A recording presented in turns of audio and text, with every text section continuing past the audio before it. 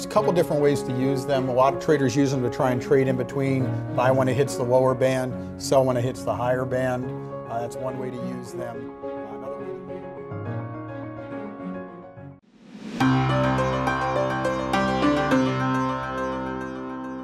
Welcome back, traders and investors. We have Mike Bellafiore on the line. He is co-founder of SMB Capital. Mike, how you doing in these volatile markets? Good. It's actually really interesting to see the volatility pick up. For active traders, that's a really good sign. For investors, I understand that makes them a little bit nervous. Yeah, same thing with me. I mean, these straight up markets, that just inch up day and day, they just tempt me to short it at every level here. And it's just so much better when there's volatility in the market. It's just, a lot more opportunity, but there's a lot more risk as well. Tell us about your firm, SMB Capital, how long it's been around, why you started it. We've been around since 2006. I started the firm with one of my partners, Steve Spencer. We traded for a really long period of time. We started at a prop firm, then traded our own money for almost a decade, and then wanted a new challenge. And so we started SMB. We are in the business of backing traders. We fully back traders. The firm takes all the losses.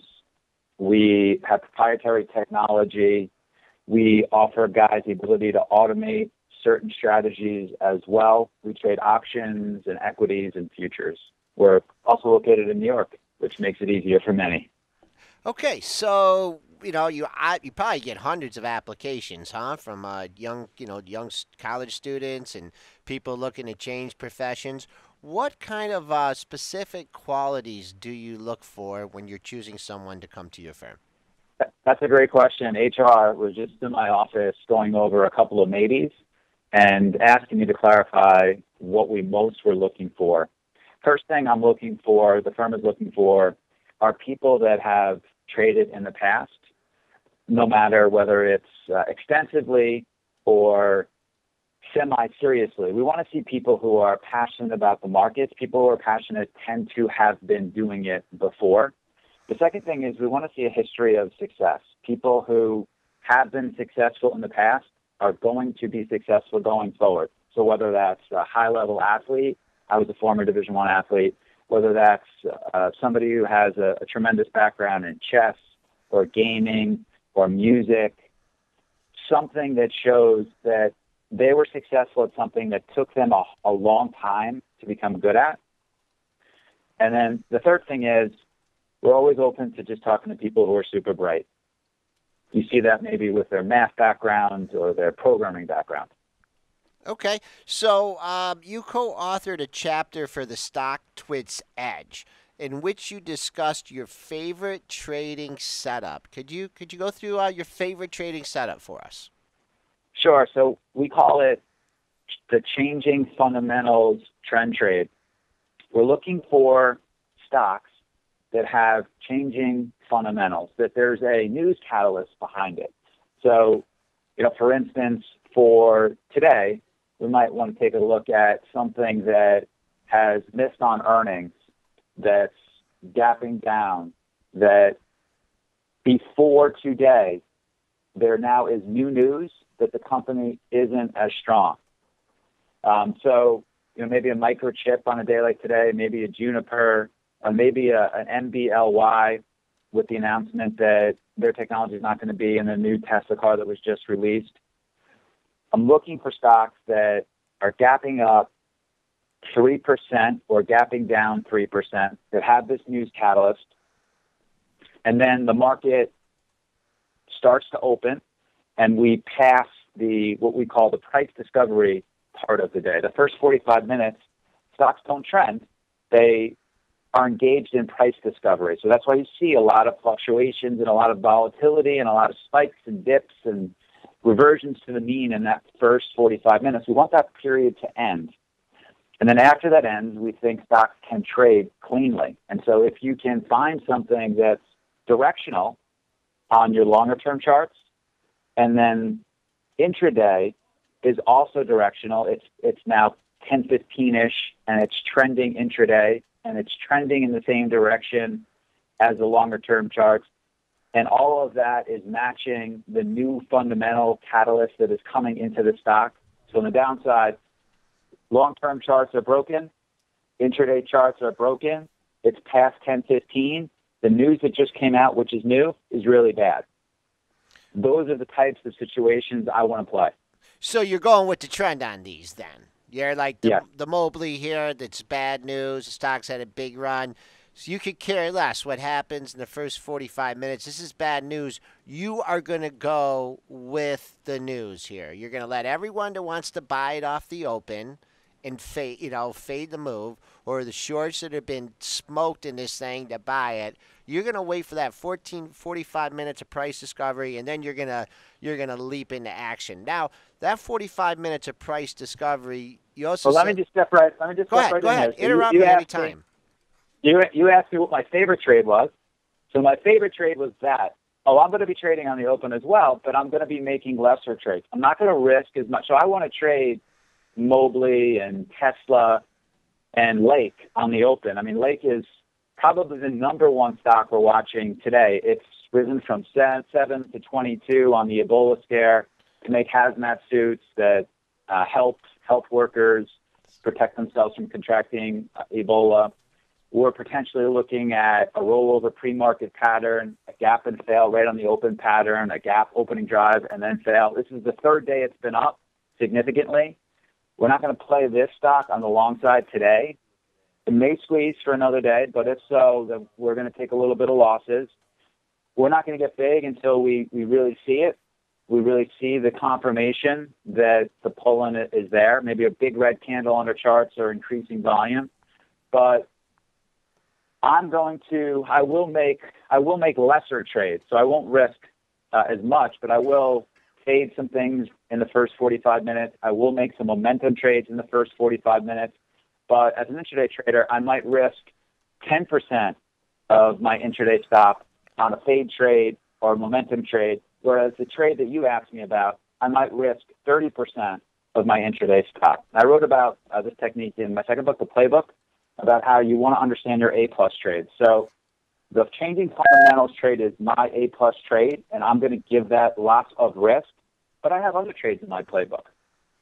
Yeah, that's another excellent point that you made there, that, when trading, especially in these volatile markets where there's more movement, number one, you don't have to trade the same size to make the same kind of money. And then also what I really think that new traders and even veteran traders like myself have a problem is, hey, sometimes you need to dial it down a little bit. Let things shake out, because I'm sure the way that you're trading, even if the first 15 minutes, 20 minutes don't go your way and you're a little bit in the red, it's no big deal, because you know when your most productive time of the day is and when that price discovery.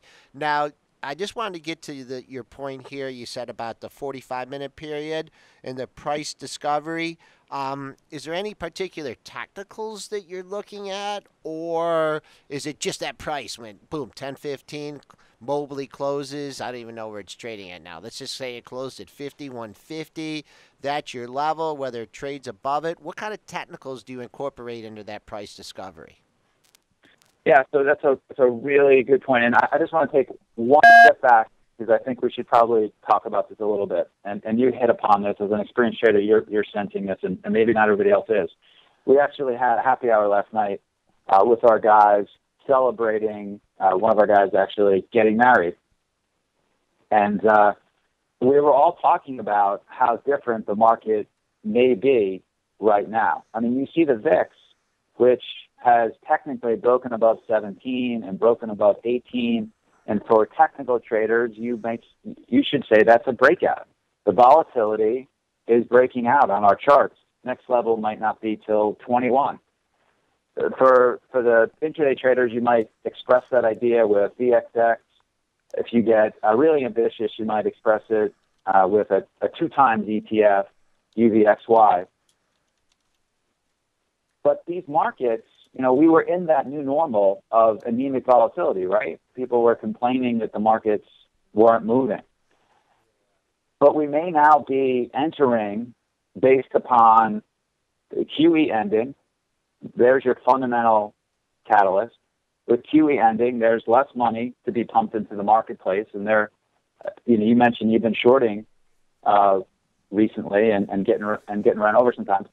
Well, now you do have a fundamental thesis that you can bank on. Plus, not only do you have a fundamental thesis, but we're starting to see some signs of nervousness. When the VIX generally moves in the opposite direction of the market, and as it goes up, markets go down. And generally, when volatility rises, that's signaling the market's nervous and ready to trade lower. So we may be entering this period where we're going to have to trade differently. And how do we do that? We'll trade ETFs more. We'll trade a much smaller time frame. We will take our profits much faster. We'll expect more, what we say are move-to-move trades. We won't look for trend trades as much. We'll sort of hit and go, hit and go, hit and go, hit and go. And that may be how, look, we need a couple more days of confirmation, but that may be how we have to start attacking the marketplace, the Momo trading, the scalping, which is a bad word to some people, but that might have to be the way we attack the market. And look, we're prepared for that. Again, we need a couple more days to see if this is really playing out. And just if we look at our market levels overall, I mean, we've done this before, right? We've had 3 similar down moves like this already this year. We had our down move from July to August, we went down about 3.9%. In April, we went down about 4%. The very, very beginning of the year, from January to February, we went down about 5.8%. And we pulled into that 200-day moving average on our S&P, and we bounced each time. And so we've got high volatility, which is a sign of nervousness. We've got this fundamental catalyst of QE ending, but we're not broken yet technically. We need to get below our August lows of about 1909, and we need to get below our 200-day moving average of about 1905. So we're close, and there are signals that we could be entering a little bit of a sell-off, but not yet. Okay. Hey, Mike, thanks a lot for coming on. I know we're keeping you a few minutes to open here, so we'll let you get back to the screens. But I think that the most important point that you mentioned here is that you're looking for a catalyst. And a catalyst, a lot of times that you're looking for, at least on your favorite trade, is something from the fundamentals. And I think that short-term traders and day traders, sometimes tend to get away from that. And they're so price. I mean, price don't lie, but price is infected by the fundamentals. And really great points here. I have read your book, One Good Trade. Thanks. Yep, I appreciate you coming on. I'm going to bring it in here for people on the desk to take a look at it. Thanks a lot. We'll be keeping an eye on Mobley at 10:15, and I'll be tracking that one. Thanks a lot, Mike. All right. Have a good trading day. Great. Thanks, Joel. Thanks a lot. All right.